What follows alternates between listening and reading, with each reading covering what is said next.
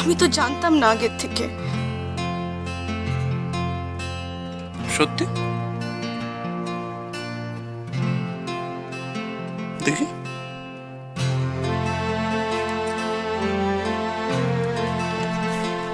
সত্যি জানতে না?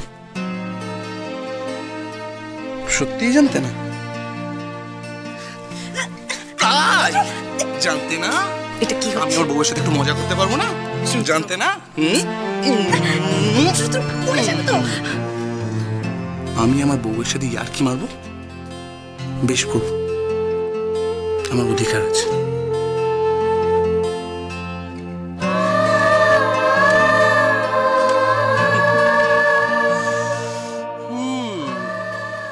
তোমার বাবাকে নিয়ে তোমার সাথে লুকোচুরি খেলতে আমার আর ভালো লাগছে না রুদ্র। খালি মনে হচ্ছে তোমাকে ঠকাচ্ছি, শুধু ঠকাচ্ছি।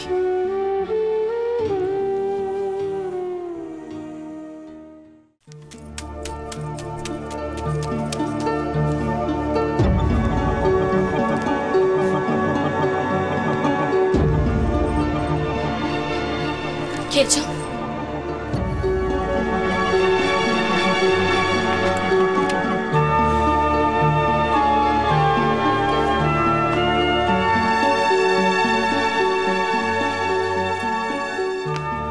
আমার তোমার সাথে কিছু কথা আছে।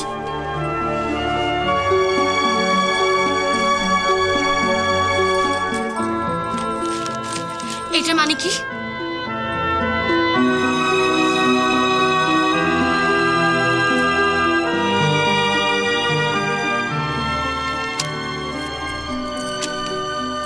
এটা নিয়ে তাহলে তুমি আমার উপর রাগ করে বসে আছো।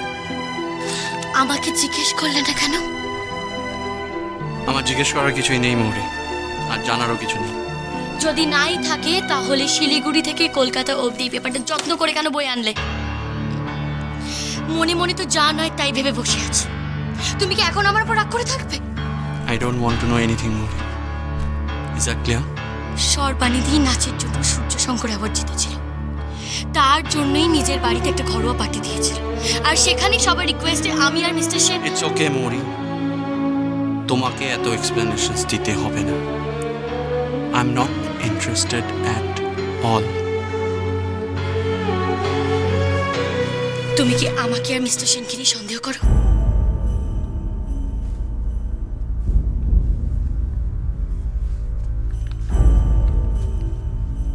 তুমি নিজেই এসব বাজে বাজে কথা ভাবছো। আমি কি তোমায় কিছু বলেছি? মিস্টার সেনের মতো দুঃখী মানুষ এই সংসারে দুটো নেই। কত বছর হয়ে গেছে ওনার স্ত্রী আত্মহত্যা করেছেন, আর সেই দুঃখ উনি এখনো ভুলতে পারেননি। সেই দুঃখে উনি ওনার সর্বস্ব হারিয়েছেন।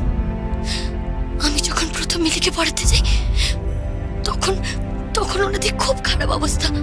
যদি আমাদের এই প্রোগ্রামটা সাকসেসফুল না হতো, মিলিকে নিয়ে মিস্টার সেনকে পথে বসতে হতো।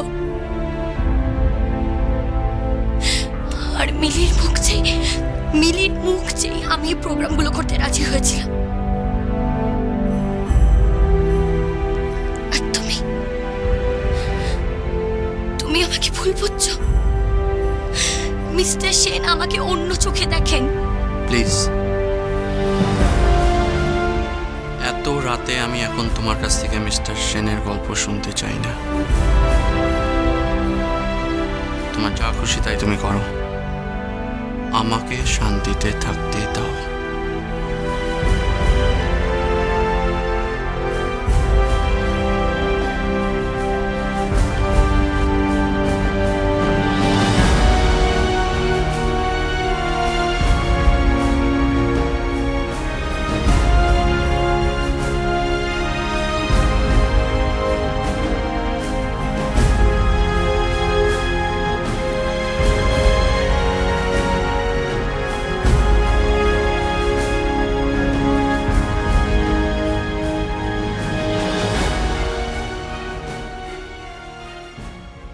হ্যাঁ বাবা বলো, কেমন আছো তোমরা?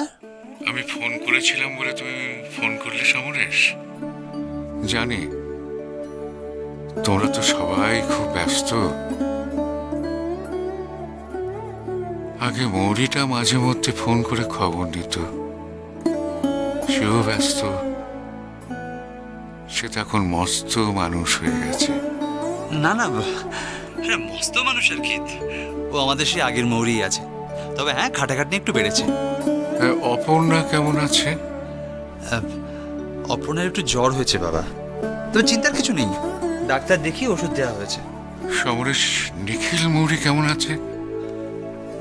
ভালো আছে বাবা, খুব ভালো আছে ওরা। তুমি আমায় ঠিকঠাক বলছো তো সমরেশ? কেন বাবা, তোমার মনের মধ্যে কি কোনো সন্দেহ আছে? না দেখো, আজকাল তো খবরের কাগজে মৌরি সম্পর্কে নানান রকম খবর দেখি, সবই কিন্তু প্রশংসা সূচক নয়। এই নিয়ে আবার ছেলে মেয়ে দুটোর মধ্যে কোনো রকম ভুল বোঝাবুঝি না সৃষ্টি হয়। না না বাবা, সেসব কিছু না, ওরা ভালো আছে, ঠিকই আছে ওরা। তুমি শুধু শুধু চিন্তা করছো। চিন্তা করা ছাড়া আমার আর কি উপায় আছে বলো? দেখো, মৌরির উপর বিশ্বাস ভরসা আমার দুটোই আছে, কিন্তু শত হলে ও তো ছেলে মানুষই। তুমি নীলিমা, ওদের দিকে একটু নজর রেখো। রাখবো বাবা, আমরা সবাই মিলে ওদের খেয়াল রাখবো। তুমি এ নিয়ে একদম ভেবো না।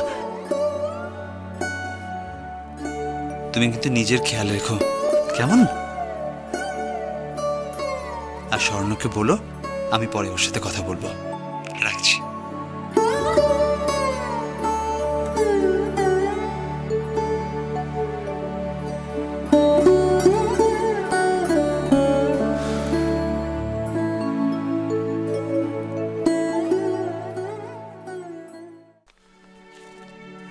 Oh no!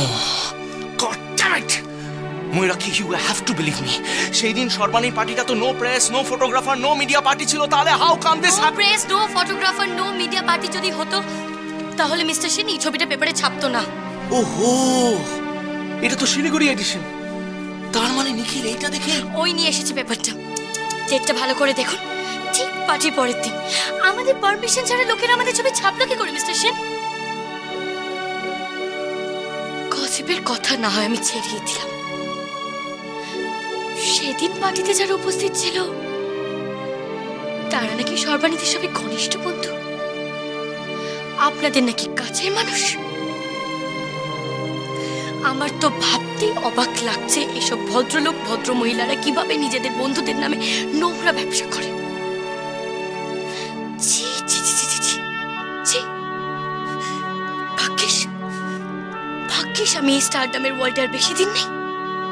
তাই নিখিল শিলিগুড়ি থেকে ফিরে আসার পর এত আপসেট ছিল। আচ্ছা ময়ূরাক্ষী, তুমি ওর সাথে কথা বলনি? ওকে একবারের জন্য বোঝানোর চেষ্টা করনি? কাকে বোঝাবো? কার সাথে কথা বলবো? এই ব্যাপারে ও আমার সাথে একটা কথা বলতেও বা শুনতে রাজি নয় মিস্টার সেন। চলো আমার সাথে, চলো। কোথায়? তোমার এই অভিযোগের উত্তরটা খুঁজে বের করা আমার জন্য ভীষণ জরুরি, ভীষণ ভীষণ জরুরি। দেখো ময়ূরাক্ষী, এটা আমি আমার নিজের নামে সাফাই দেওয়ার জন্য নয়। এই ধরনের লোকের সাথে যাতে সম্পর্ক না রাখতে হয় ভবিষ্যতে, এটাই আমাদের লক্ষ্য হবে। চলো।